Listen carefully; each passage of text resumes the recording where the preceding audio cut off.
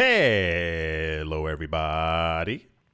Welcome back for another video. Hope you're all doing well. Hope that every single one of you is doing absolutely fantastic and that you're all having a great day. Don't forget to leave a like on the video. It is a free, yes, free, weird, right? And easy way to support the channel that you all know and love so much. And without any further ado, let's jump right into it. We have had a very, I don't want to jinx it. We've had a very nice, good, awesome, amazing week, 10 days thus far within the cryptocurrency market. Bitcoin's price pumping, expectations that Ethereum is on its way to $5,000. If you at some point missed a lot of that news, we got news roughly around 10 days ago that it looked like Bitcoin's dominance was basically ready to fall, as Bitcoin's mathematical percentage dominance falls within the cryptocurrency market. This is generally the time when percentage-wise altcoins begin to do better than Bitcoin, therefore basically signaling altcoin season. Ethereum is the king altcoin, and all other coins are tethered to it. So if Ethereum does well, in theory, altcoins, all of them, do exceptionally well. And if we get above the previous all-time high, I believe it was 4,800, it's basically, and I say air quotes, it's basically a given that alt season has begun, and we will probably then continue pumping in price until the end of the year. This is what the analysts are saying, and the analysts are saying it because we've seen this every other cycle. So we're currently in the midst of, I want to say, disbelief. There was a long period where people assumed this was kind of it. The market wasn't going to move any higher. We had stuff, back in February and back in April. They were like, I think it was Willy Woo and maybe one other analyst who were saying stuff along the lines of like, yeah, that's it. Bitcoin's gonna, top out at 78,000. It won't go any higher. I think 92,000 is kind of as high as, and I was like, okay, that doesn't make a lot of sense comparative to all the money that we see flowing into this market. But it's nice to see that these people were completely incorrect in anything that they had to say. The other side of it, however, is that not only were they wrong, but interest in this space is completely off the charts at this point. And we are seeing a monumental, astounding amount of money flowing into crypto on exchanges, from corporations, and from whatchamajaggers, what's the word? And from ETFs every single day.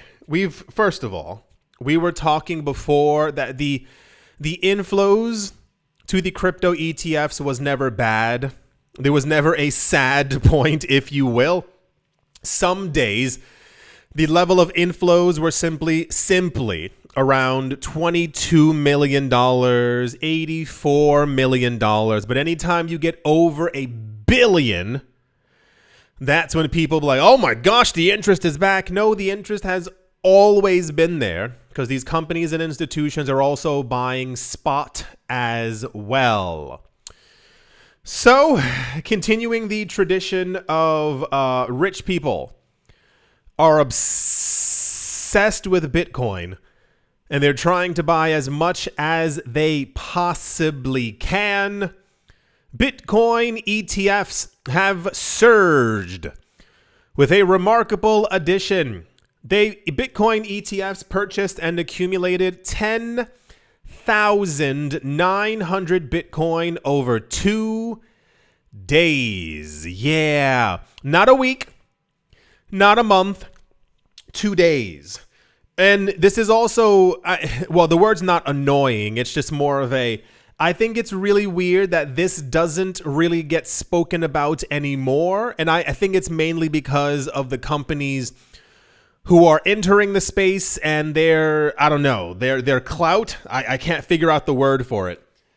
Back last year, we already had news that daily, it wasn't weekly, it was literally daily, that the Bitcoin ETFs just within the United States of America were already daily, they were buying 3x the amount of Bitcoin that had been mined that day. The really weird part is that we also, around that time, heard from a number of these cryptocurrency mining companies who told us that they were in constant contact with banks, central banks, and these other corporations, what have you, large money people, who were like, if you sell any of your Bitcoin, sell it to us.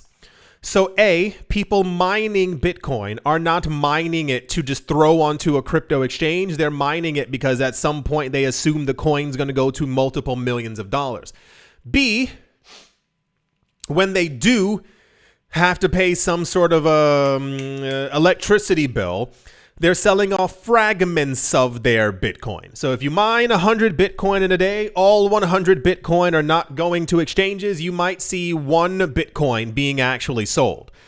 That 1 Bitcoin is then being sold to a bank, a company, a CEO, a rich family somewhere, or maybe just to another investor. It's never actually hitting the crypto exchanges.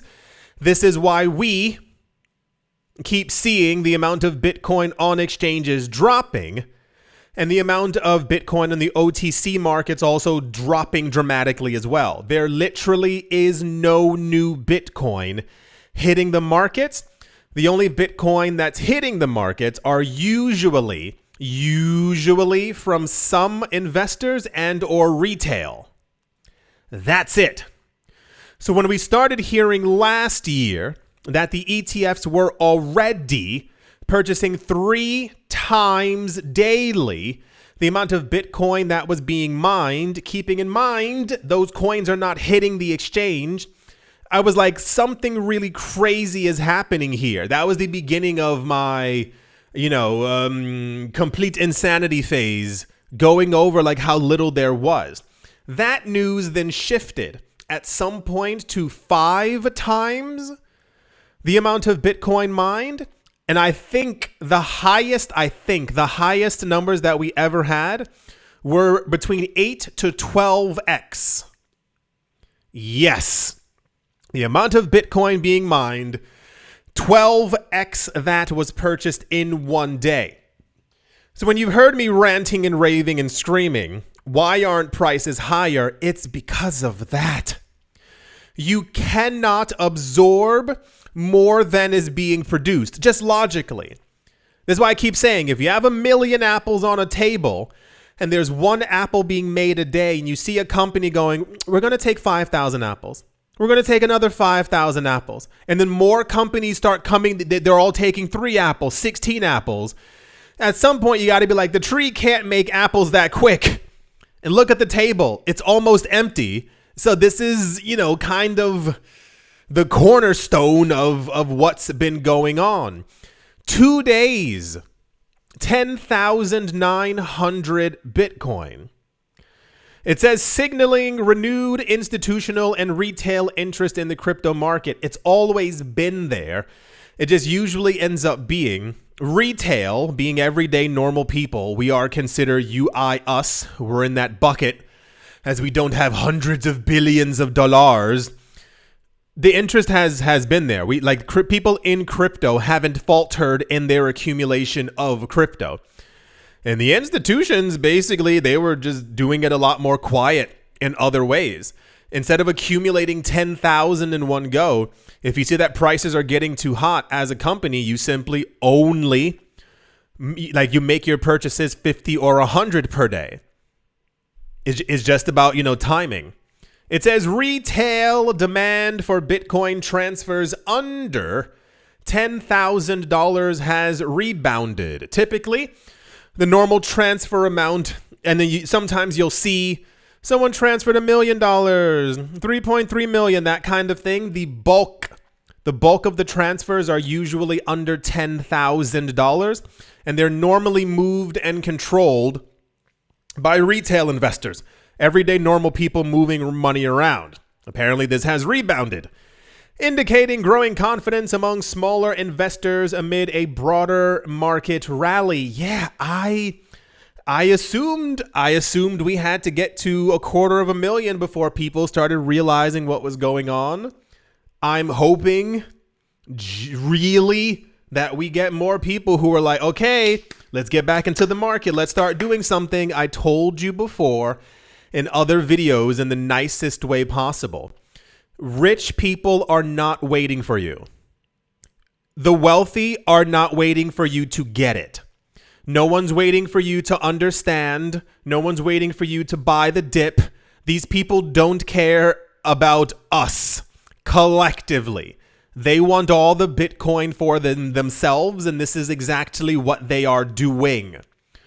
So, as always, try to find, have a conversation with yourself at some point to see if maybe you want more crypto, or maybe that junk that you have in your attic or your basement, if it's time to get rid of it and maybe invest more. That's a conversation you have to have with yourself. I can't tell you what to do with your money, but please understand, rich people are not waiting, like at all. The calls in the last 3 or 4 videos for a once again $1 million Bitcoin in the next couple of months, it's like red hot. It's all that these analysts are talking about. It says Bitcoin ETFs added 10,900 Bitcoin in 2 days, as institutional and retail investors drive renewed market momentum amid cautious optimism. That's why I said disbelief. We see that things look good, but I think everyone's kind of afraid of celebrating. I was just texting with a friend about 5 minutes ago. Something, I don't remember what it was. Something about money. And he was like, I love this news, but I'm not going to celebrate because I'm afraid of another tariff. I'm afraid of another this. I don't know what's going to happen next. But, cautiously, that sounds absolutely fantastic. So, yes, in major news, as you might have expected, the ETFs are still buying. Weird, right? I couldn't have anticipated that the company that owns everything would continue buying more of the most finite asset on the planet. So just remember to keep saving, keep investing, keep putting money away, keep scrolling it away, keep buying investments. 67%. Now, don't forget this. 67% of workers in America cannot afford an emergency $500. So if you have $501, you're doing great. If you have 1/100th of a Bitcoin, just understand that you are far ahead of the pack, because people with assets are about to get insanely wealthy. That's the Bitcoin ETF news. And yeah, let's move on. Also, in what can only be deemed as very surprising news, you all know what's about to happen. You can kind of guess where this is going. MicroStrategy has revealed they have acquired 4,225 more Bitcoin for around $472.5 million US. This comes right after. I didn't bring it to the news because it was like, what? MicroStrategy used to purchase Bitcoin like once a month, somewhere around there. A large amount of their purchases are now weekly or bi-weekly. There's no real in between. It's either very close together or even closer together than it was before.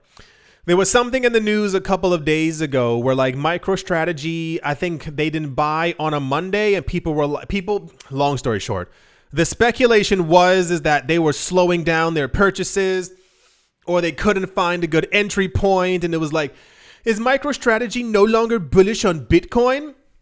And I was like, you guys got to calm down.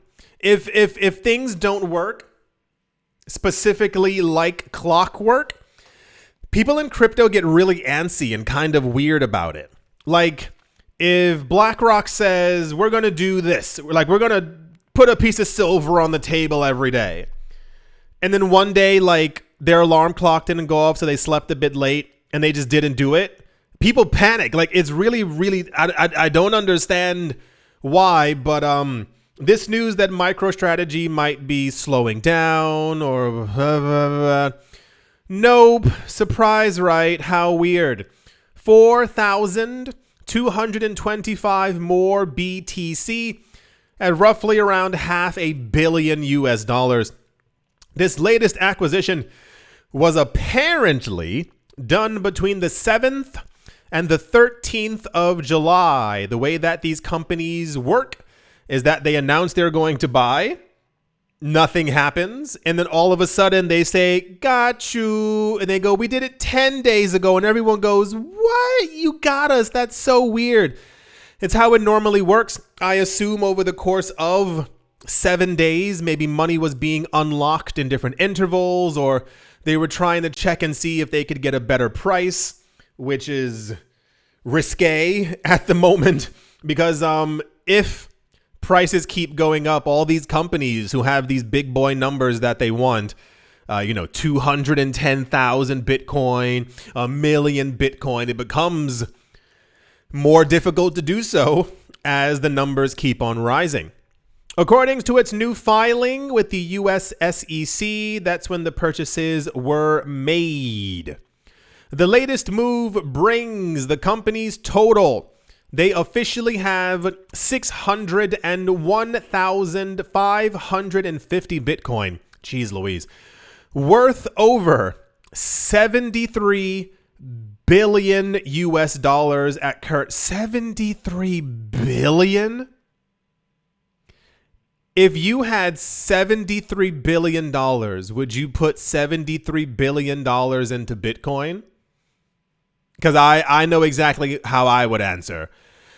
I know. So this is the weird part. I have conviction that the cryptocurrency market is going to continue to grow and expand just based off of 3,000 videos and logic, the news that we get every day. But I don't know if I could ever buy 601,000 Bitcoin and kind of just like sit there. I don't know. I've thought about that a couple of times. The move, it says, reaffirms. We don't need reaffirming. Everyone needs to constantly be babied in this market. It's so incredibly weird. We don't need reaffirming. We don't need to. This man has sat on stage 16 times. And I mean, he spoke at great length only about Bitcoin. He hates every other coin. He only wants BTC. He said that the company's never going to sell Bitcoin. First of all, they're trying to become a bank, and they're also going to be staking it. We do not need reaffirming. We don't need reaffirming about Vitalik Buterin loving Ethereum, the thing that he made. We don't need reaffirming that Charles Hoskinson is going to fight for and use Cardano. We don't need reaffirming at all of the ETFs. They're literally Bitcoin ETFs. What do you think they're there for? So many times I keep reading different articles. Excuse my anger. I keep reading different articles, and there's always like everything is either really scary because it didn't happen immediately, or if it does happen, the thing that people were expecting, it's like, this shows the bold move by Michael Saylor and all of his friends and how bold and ostentatious and awesome. And I'm like, what are you talking about? Like, these people have said, and I say the phrase, this is what I learned as a kid. If it walks like a duck and talks like a duck, it's probably a duck. If these people are only talking about one thing, they're probably only focused on that actual one thing. We don't need What reaffirming do we need from a company who has 600,000, who has $73 billion worth of Bitcoin? Also, never ever forget, that $73 billion could have been used on gold, on silver, on real estate, on a house on the moon, whatever, I don't know. Always think, these companies are throwing huge amounts of money exclusively into Bitcoin. Never forget that. Well, that's the MicroStrategy bought one more Bitcoin, if you can believe it. Yeah, why would they be doing that? That's so crazy, right? Here's the actual SEC filing for that purchase, because I assume they were selling securities, and therefore it must then go through the actual SEC. And yeah, let's move on. I'm going to try and be nice here, and I don't really know what else to say. This also made major news. So recently, we've had a lot of, what do you call it?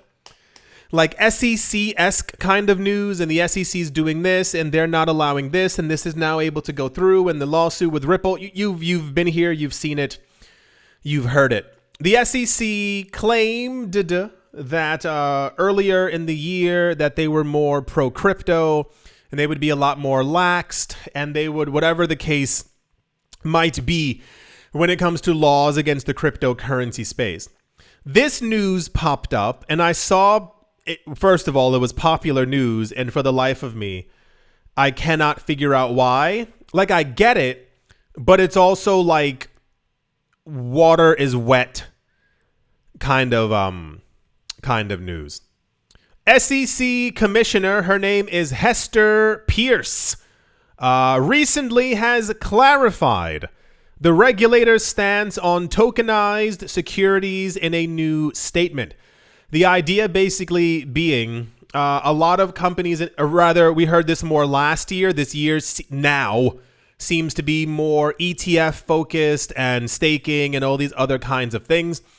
One of the ideas is that companies are going to, they already are, beginning to tokenize their assets or their stocks or their other securities onto blockchains, basically giving them, I don't want to use the term eternal life, but as long as we have the internet, they would exist.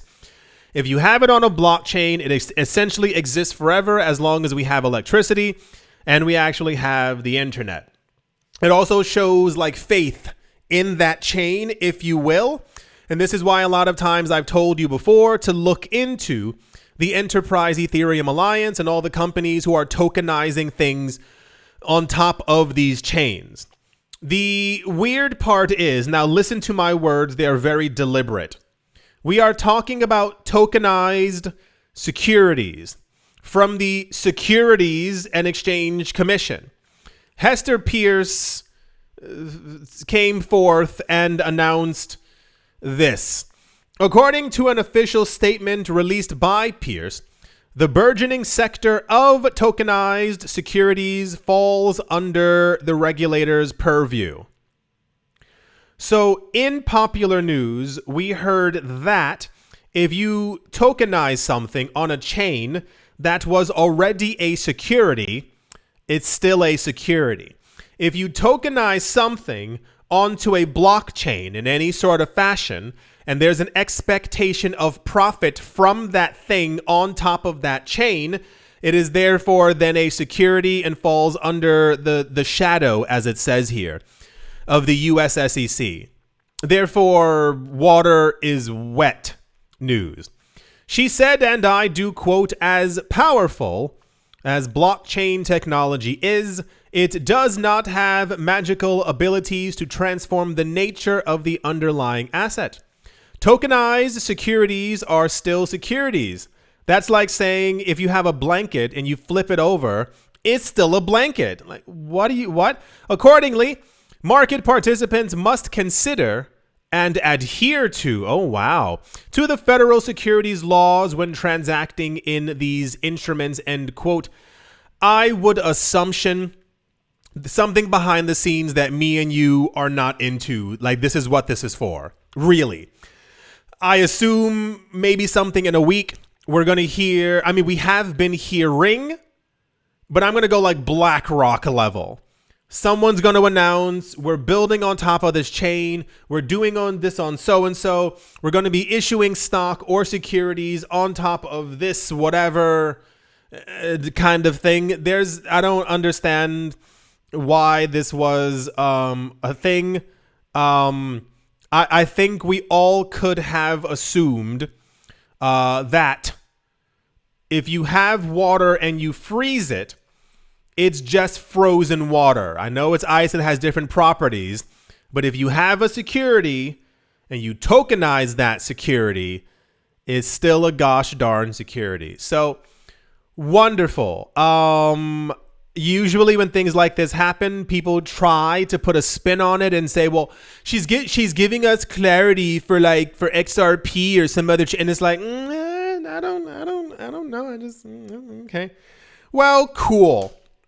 Thank you, Mrs. Pierce, for clarifying what I think we could have already ascertained. I do sincerely hope that you've all enjoyed. I do hope that you all are having a great day, morning, afternoon, evening, wherever you are, wherever the heck you might be. I do hope that it is absolutely fantastic. Thank you all once again for watching, listening, liking, commenting, and supporting, and I will most certainly be talking to you all soon. See you.